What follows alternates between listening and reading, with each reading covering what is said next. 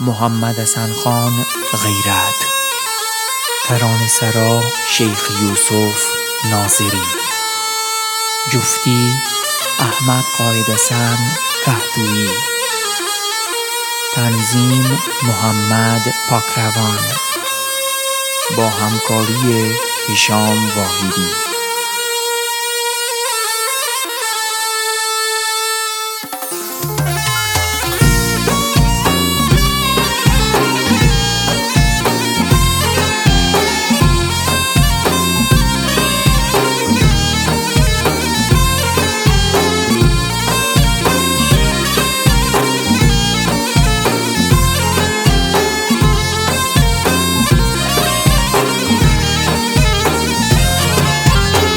در فکر خمیار تویم، عمردن و خوار تویم.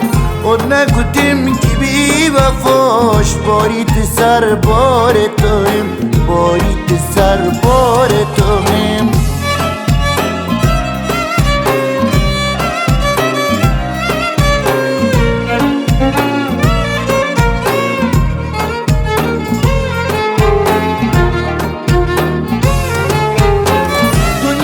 پیش تاریک بود و چو سوز آهزار تویم. حالا مدوریم از نظر، سرگشت بازار تویم، سرگشت بازار تویم. در فکر خمیار تویم، ندون و کار تویم. خود نگوتیم که بی وفاش باریت سر بار تویم.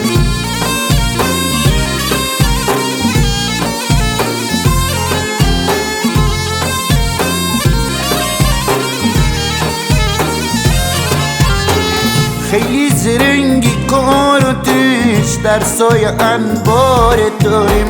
از خوب و بد دل با خبر، افسوس رفتار تویم، افسوس رفتار تویم. در فکر خمیار تویم، ندون و کار تویم. خود نگوتیم که بی وفاش باریت سر بار تویم.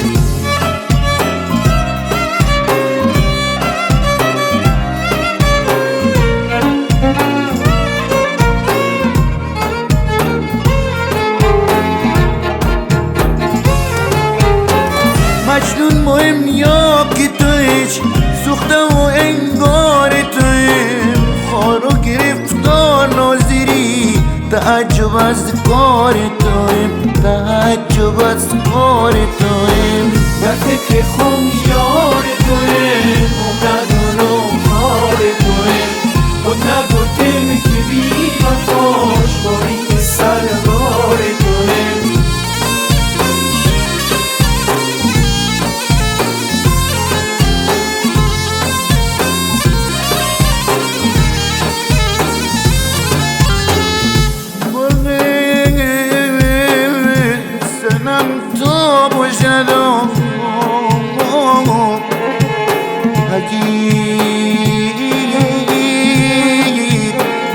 که غم خار تویم. وظیفمیم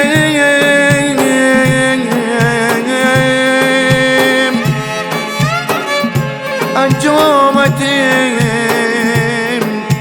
محمود.